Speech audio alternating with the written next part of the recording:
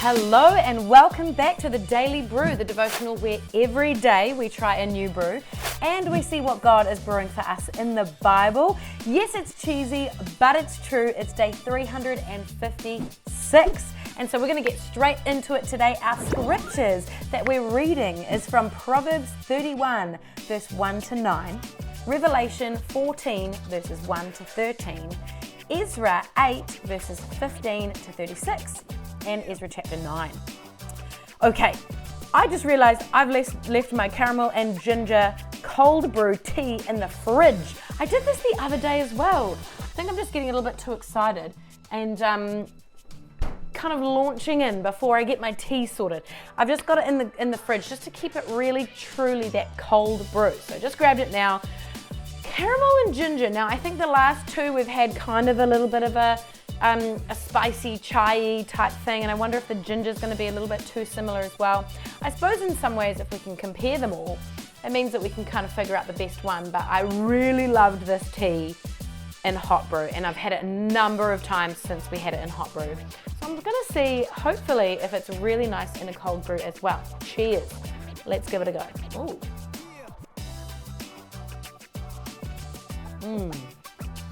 Yes! Ooh! I like that. Okay, so if you're not watching, it's got this really nice, like deep kind of blood orange color. But the first kind of foretaste is kind of gingery, and then there's this sweet thing going on in the middle. Can't remember what the aftertaste is like. Let's give that one a go again.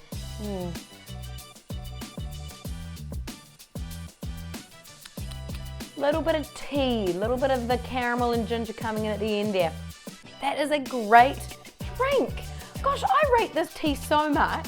If you are wanting to try a new tea, try the Bell Tea Co. Delights Caramel and Ginger. Good hot, good cold, just good all round. Just like the Bible. And that's my segue. We're going to get into the Bible. Let's do it. When you hear the word purity, I can imagine many different things spring to mind. Perhaps you're thinking about boundaries in dating or trying to stay away from certain images online, but it's so much more than just that. It's about the state of our heart. A truly surrendered heart, washed clean by the blood of the Lamb, can be made fully pure, despite what has been done previously. And purity is a running theme throughout our passages today. We see that with purity comes power. Not the most typical pairing, I know, but it's true all the same.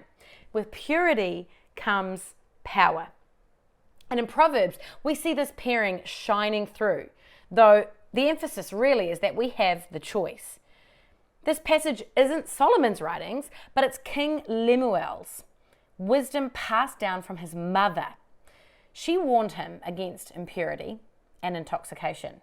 She encourages him, instead of using his power for pleasure, to fulfill his own desires, to be selfish with that power, she encourages him to use it for good, to speak for those who cannot speak for themselves. Verse 8 and 9, this is what King Lemuel's mother said to him. Speak up for those who cannot speak for themselves, for the rights of all who are destitute. Speak up and judge fairly. Defend the rights of the poor and needy. That's some powerful wisdom. So today, who are the poor and needy in our world? Well, first of all, those who are poor, those who are genuinely physically poor in our backyard and in lots of developing nations. The enslaved. Sadly, there are more people enslaved today than there have ever been in the past. Thirdly, the unborn. My goodness, if anyone doesn't have a voice in this world, it is the unborn child. And lastly, the imprisoned. Yes, these four are the poor and needy of our world today. There's very little that these people can do to speak for themselves. So let's speak for them. In Revelation, we see purity paired with proclamation. We see a picture of the perfect and purified church, a company of people standing with the Lamb, their King Jesus. They represent the church at the end of the age, worshiping God. Here's what we see of the church, bringing about that true purity. They are 1, redeemed from the earth by the blood of the Lamb. 2, they've kept themselves pure and undefiled, living without compromise. 3, they follow Jesus wherever he goes. 4, they are purchased and offered as first fruits to God and the Lamb. They were bought at a price. And number 5, they are people of integrity. It says no lie was found in their mouths. They are blameless. After this, after we see the church, then comes the proclamation of the gospel from the angel. A willing for everybody to choose Jesus. Every person everywhere will hear this gospel and have the choice. We too are called to proclaim the gospel of Jesus. It might not look like flying around like that angel, waving a scroll and shouting to the nations, but it's opportunities in the way that we live our lives, how we love people, how we answer their questions about church, about our God or our faith, with grace, truth, and love. The stakes are high. We're talking about people's eternal salvation. I pray that through Christ we can remain pure in heart and motive so that we can take every opportunity to proclaim the truth of Jesus Christ. Finally, in Ezra today, we see purity and prayer. Ezra was facing a huge task and a massive challenge. He was leading the people, a significant group of them, by the way, back to Jerusalem for the rebuilding of the temple and its purposes there. He's a picture of a great leader, a godly leader. In the face of this big task, Ezra gets the people to do three key things in unity. First of all, he gets everyone praying. Verse 23, so we fasted and petitioned our God about this, and he answered our prayer. Second, he got everyone giving.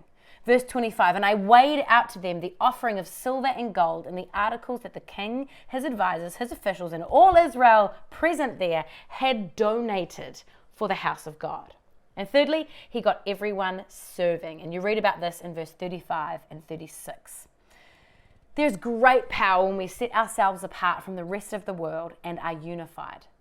Sadly, this is something the church has had to battle. We can so easily get caught up in insignificant details and preferences and create disunity around those things. But like Ezra and the people, we have a big task ahead. We are called to reach the world. We don't have time for pettiness. It's time for the church to embrace the purity of heart again, to fight for unity, to pray for God's favor, and to give willingly. All right, it's time for verse of the day today. It's Ezra 8:31. On the 12th day of the first month, we set out from the Ahava Canal to go to Jerusalem. The hand of our God was on us, and he protected us from enemies and bandits along the way. I love this scripture. There's a recognition of the protection of God. How often have you been doing something significant and it's gone super well? Do you recognize that that's God's hand on you, seeing your protection and success? Ezra was able to recognize God's hand at work in their journey. I think God's hand's at work in our lives so much more than we give him credit for. Why not thank him for his hand of protection over you and your family today? All right, well that's it today for the Daily Brew. Thank you so much for having me. Tomorrow is our very last tea week ever with a super store-bought can or bottle. You'll have to find out what it is tomorrow when you come back. But between now and then, enjoy those scriptures. If it's the start of your day, have a wonderful day. And if it's the end of your day, good night, sleep tight, and we'll see you back here tomorrow.